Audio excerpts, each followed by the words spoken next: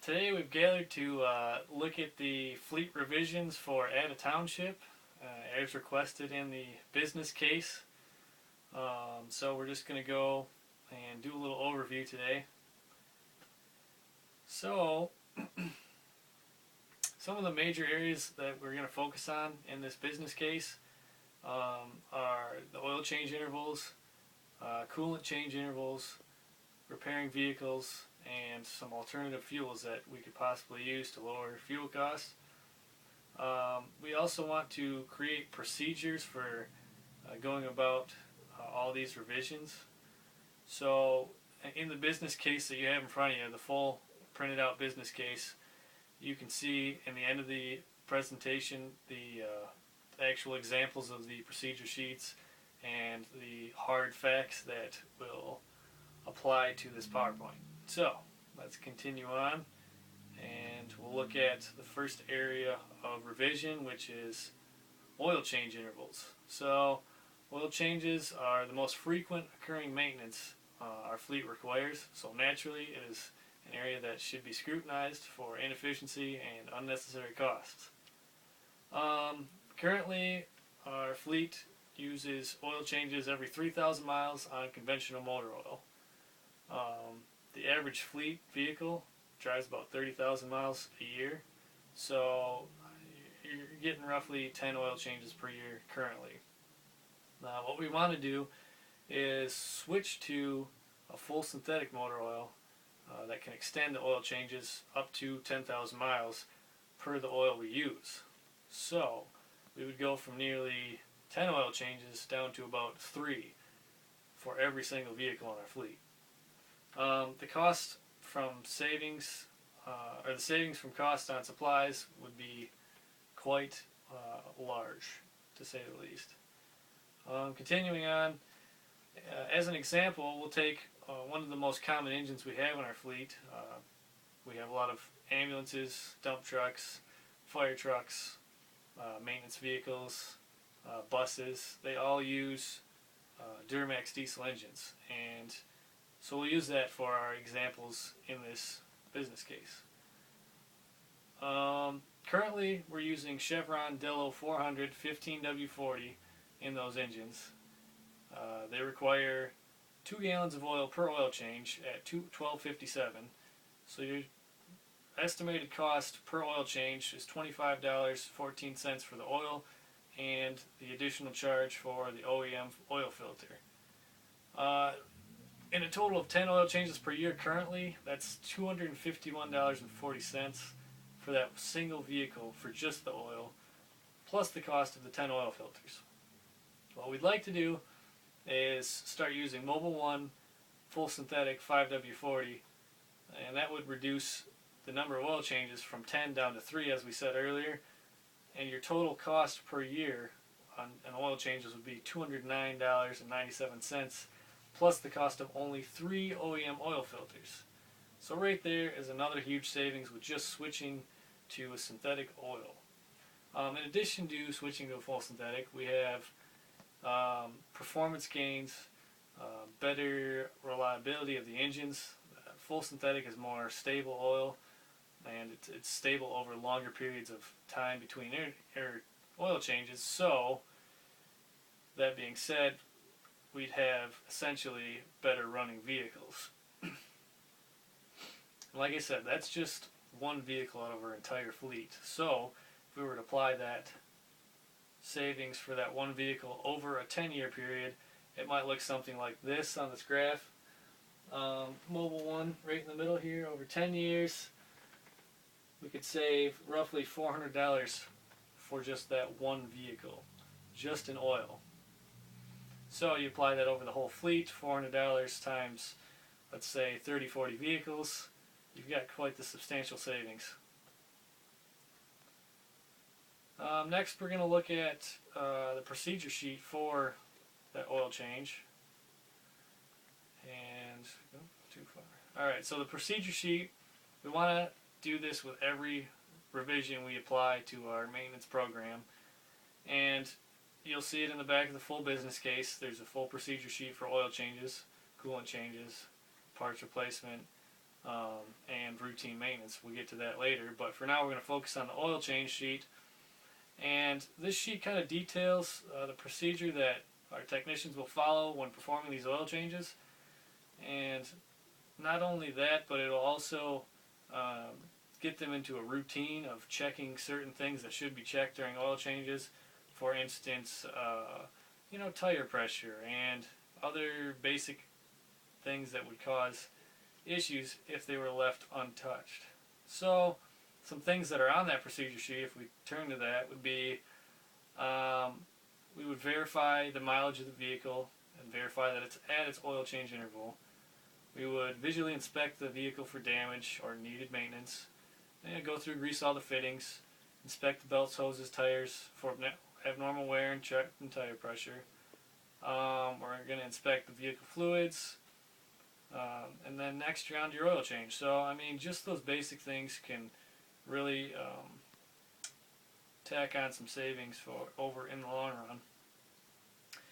So in addition to that sheet, it'll not only increase job quality, but we can also ensure that our vehicles are being properly inspected and maintained by our technicians. In addition to that, each technician will receive an additional half-hour of flat rate pay per sheet they fill out. So that's kind of an incentive to get them to use these procedure sheets and also follow them to the T and make sure the job's done right. Next, we're going to look at coolant. Coolant is another area where we service that more often than not, so it comes under scrutiny. In this case, due to the fact that we use several types of coolant over our whole fleet because we have different vehicles in our fleet. What we'd like to do is eliminate the different types of oils or coolants and use just one universal type of coolant. The coolant that you'll see in the business case that we want to start using is the Prestone All Makes All Miles Extended Life. And you'll see in that report that it compares equally to the rest of the coolants we're using currently, and not only that, it lasts just that extra mile, which could give us a little extra savings in the long run. So anyway, this change will eliminate cross-contamination of cooling systems, which we've had an issue with in the past because we've got so many different fleet vehicles using so many different coolants that it's easy to put the wrong coolant in the wrong system, and then you've got issues. So if we switch to one make antifreeze, or all makes all models antifreeze I should say, it would eliminate that problem altogether, and it would also give us one antifreeze source instead of several different sources. Prestone provides all the protection our vehicles require and lasts just as long as our current coolants, and that is true on the most level. I mean, we looked at the MSDS sheets, compared the chemical properties of them, of all the coolants we use currently, and they all compare on the same level, so we won't lose efficiency there. We're not going to have any concerns with maintenance. It'll be a pretty painless switch, and once that's done, we'll have one coolant for every vehicle in the fleet. Also, Prestone is slightly less as far as retail concerns, and although that was not the main focus of this revision, it's intended to be an addition to adding efficiency to coolant changes. Next, we got the procedure sheet for coolant. This sheet is similar to the oil change sheet. It has some of the same items on it, but instead of being completed every oil change, it'd be completed during the coolant change, which is going to be about a 100,000 mile interval. That is all there. Oh, also that sheet also has the incentive of a half-hour flat rate for completion of that. Next, we're looking at vehicle repairs and replacement parts. Like, there will be a time in all of our fleet's vehicles that they need repairs, new parts, etc. And to ensure that we are repairing our vehicles with manufacturer quality parts that will last us as long as, if not longer than the original part, we are going to only use OEM parts sourced through dealerships or part suppliers that supply OEM parts. They initially look like they cost more, yes, but the fit and finish are uncomparable, and the quality of the part will eliminate a lot of part fitment issues that we've had in the past, and it will all but eliminate part failure due to low quality manufacturing. These are things that plague fleet shops, not just ours, but many in the area and all over the nation, and they not only cost us more in the long run, but they also keep the vehicle off the road longer than if we were to just buy OEM parts, put those in initially. The next table I'll show you is comparing the availability of OEM parts. A lot of people argue that OEM parts aren't as available. Well, actually, OEM parts are almost more available in most cases. Here you see we have class 1, 2, and 3 parts. Those are detailed or defined in the full business case, but just as an example, class 1 parts would be like oil filters, air filters. Class 2 parts would be like suspension components, shocks, tires. Class 3 parts would be like head gaskets and internal engine parts and hard to find parts or not readily available parts. And in the long run, overall, OEM parts are actually more available than OE or aftermarket. Another little comparison here is the price of parts.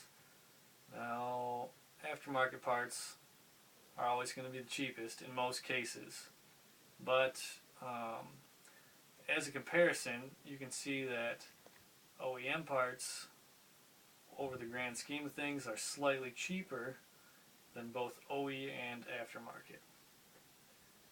So, when repairing, we kind of want to have a procedure.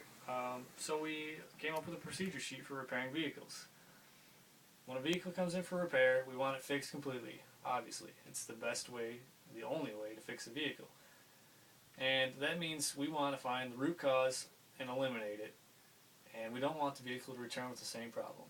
So, in order to do that, we came up with a procedure sheet to help repair, or to help technicians reach full completion of repairs. This business case has it in the back. If you'll flip back to there, you'll see it.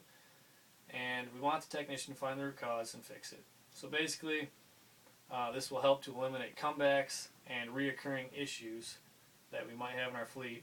It also helps eliminate the shotgun approach that technicians sometimes use when they're faced with fixing complex problems. So completing the sheet is also worth half-hour flat rate. So we got a little incentive there, and hopefully that will, not only ensure quality jobs, but it will get our technicians more used to finding the root cause and getting a routine. So, in addition to that repair sheet, we've came up with a routine inspection sheet. This is something that we want to have completed every 20,000 miles on each vehicle in our fleet. So it's similar to the other sheets, but it has a long list of very common items that may want to be addressed, and I'm going to pull that up real quick. Some of the items include check for technical service bulletins, visually inspect the vehicle, test drive the vehicle, and note any abnormalities.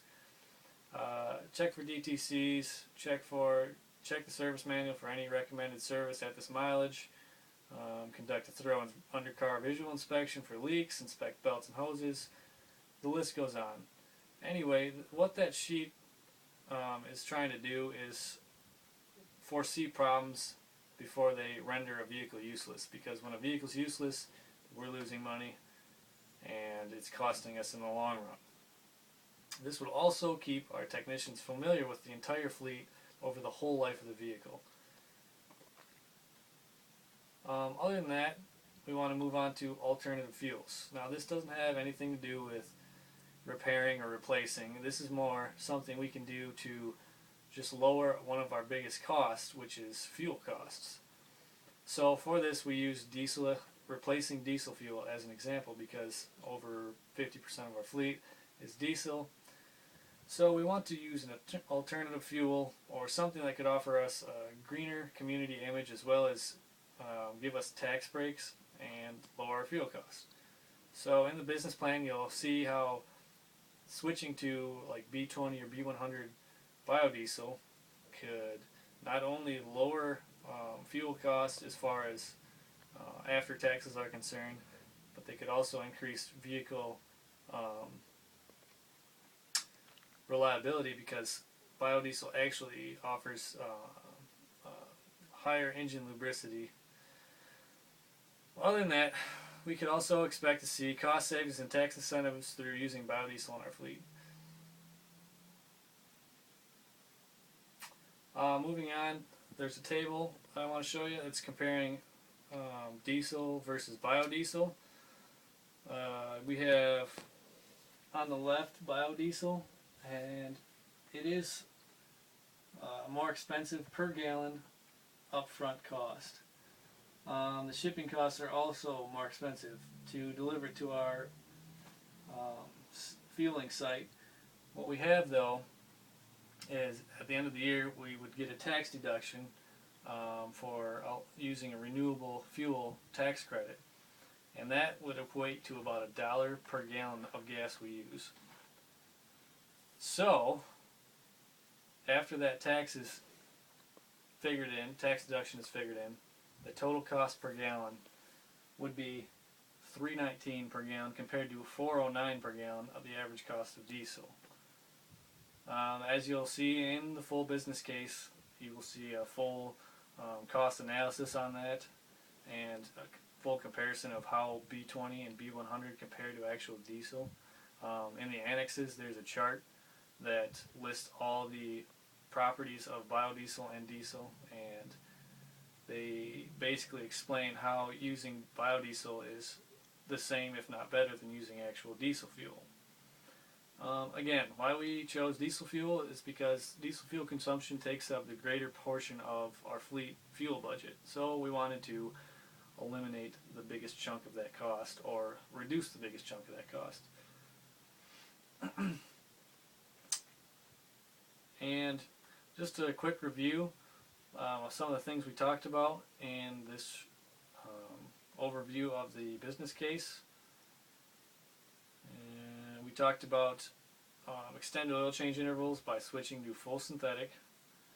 We talked about using a single coolant instead of using several different types of coolant over the whole fleet.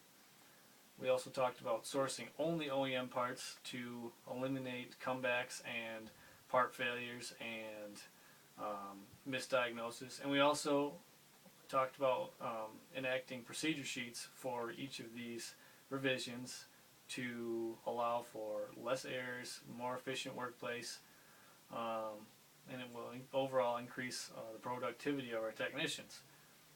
We also, lastly, we talked about possibilities of using alternative diesel fuel in our fleet by reducing fuel costs that way.